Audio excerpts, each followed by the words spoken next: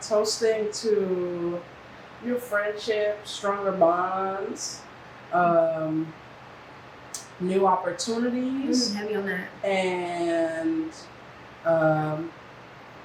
a renewed sense of self-worth, and the externalization of all our heart's desires, and the manifestation of all the things that we've been praying for this past year. Here we go.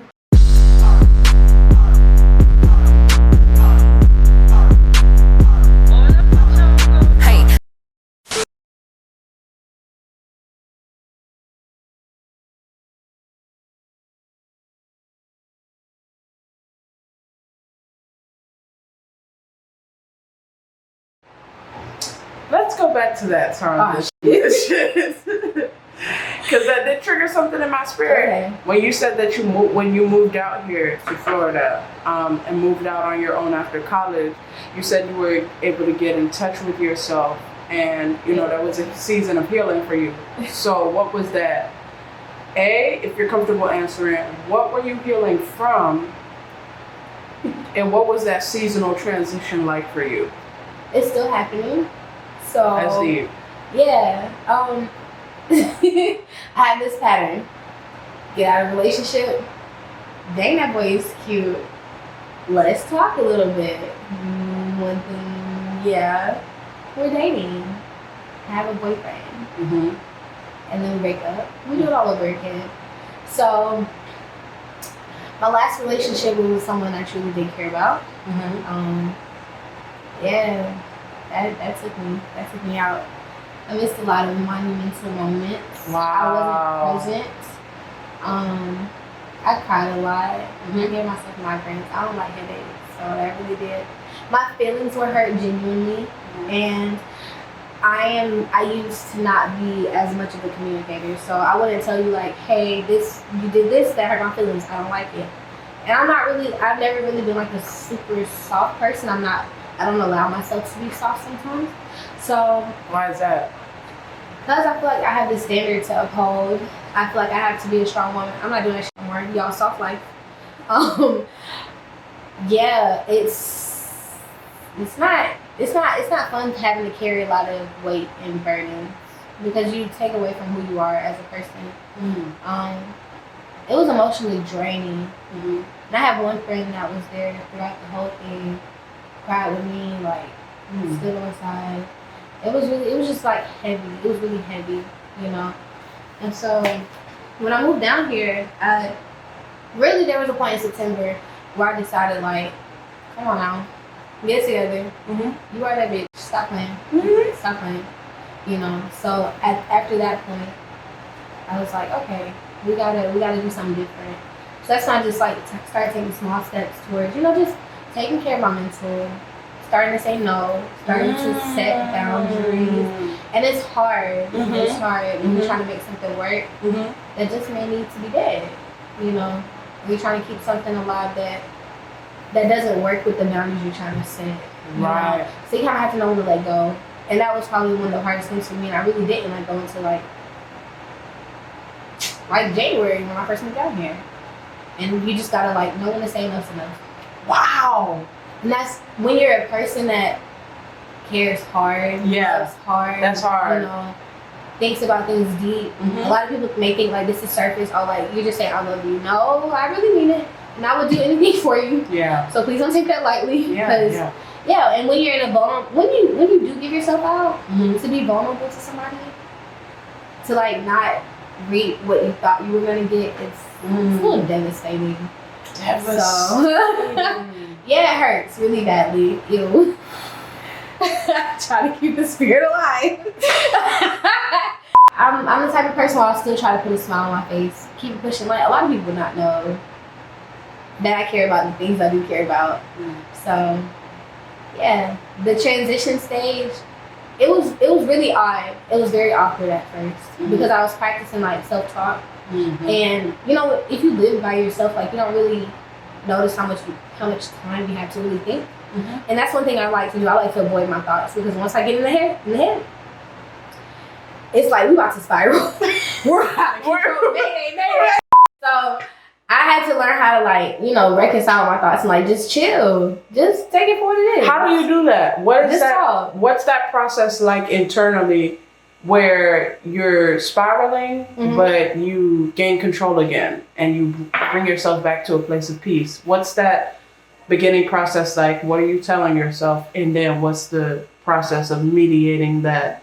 I'm kind of still response? working on it because I do have a few mechanisms. Yeah. But I realize that my mechanisms take away from the time that I have to like actively do something.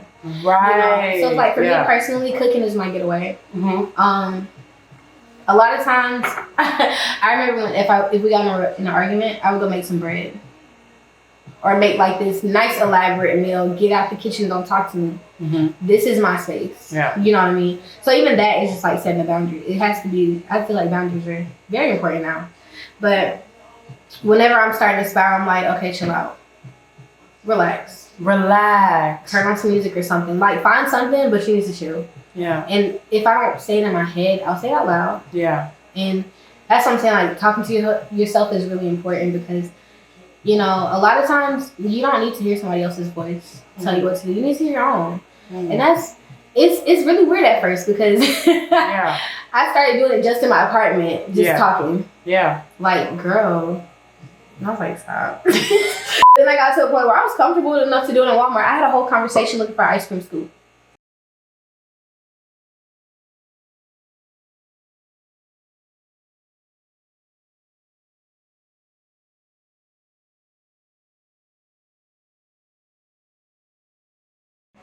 So then when you're talking to yourself, of course there are almost instantaneous negative ideas that pop up.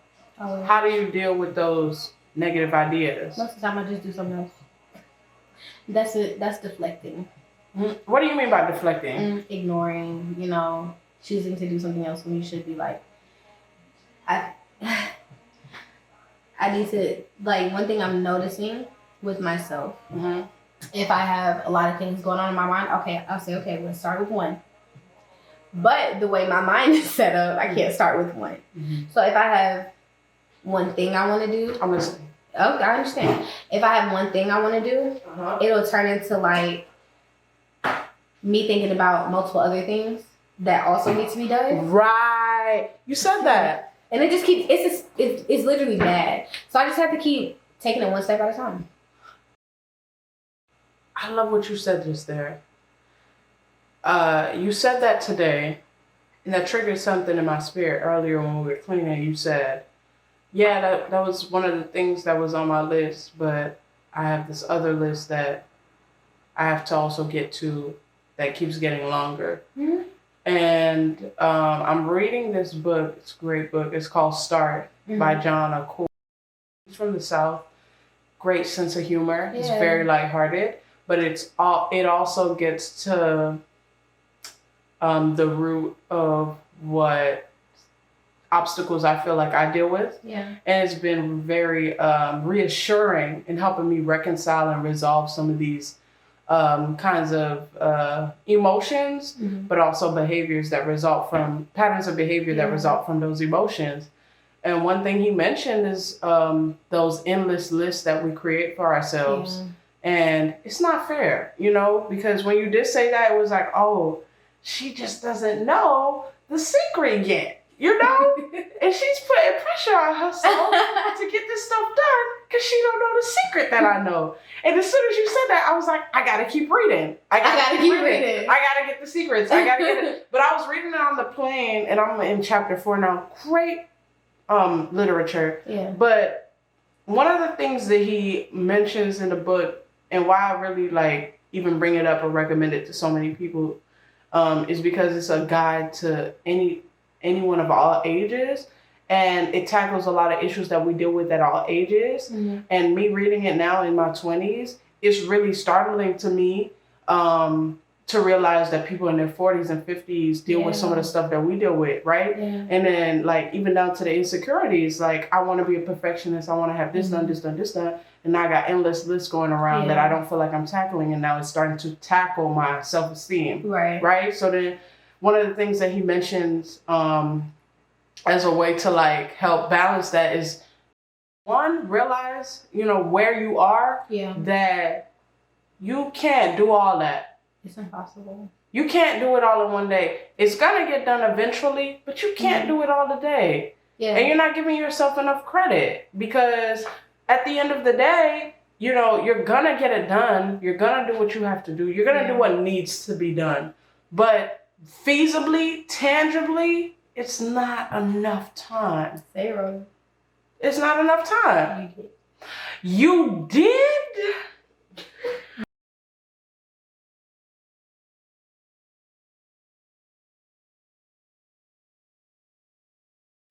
That he said that, because it was reassuring to hear that from someone who's older than me and has been through that season before. And I'm naturally someone who's like, I'm an extremist naturally. So for me, it's go hard or go home. I'm either not going to do anything, or I'm going to go my hardest to do it. And when I'm doing it, I want it to be done to perfection. So I'm a perfectionist. And it's like, for me in my head, before I even started, I'm trying to conceive all the ways that it's going to be done. And sometimes that can stunt your start. It's very overwhelming. And it's not fair to yourself to put yourself in a position where you feel like you have the weight of the world on your shoulders, and really you just have to just do one thing at a time.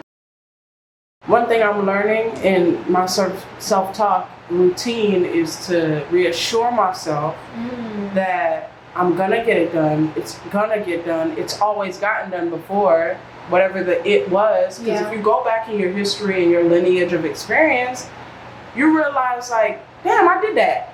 Yeah. Like, I did that. For sure. I did that. And I did that, and I did that again, and I'm gonna do it again. And so reassure myself that, it's gonna get done, but also, like, it can't get all done today. So that's the end of that. Thank you so much for watching. And if you enjoyed what you saw and you want a part 2, let us know. Like and comment, and most importantly, subscribe and share.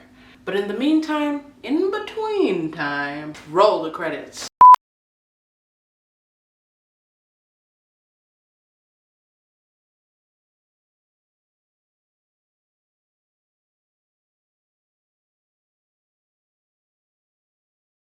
I'm still here. Ow!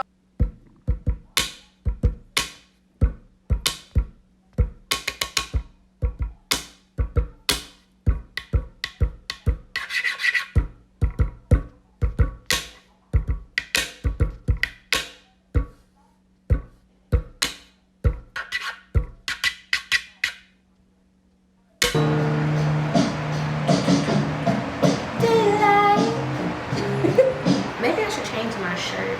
Do you want to? I don't think I'm going to Tuskegee Justice.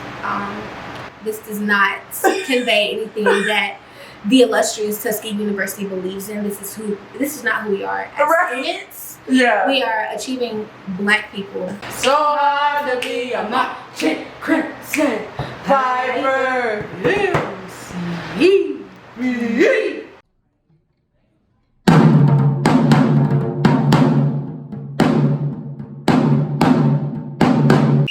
Alright, that's enough for today. Gotta go.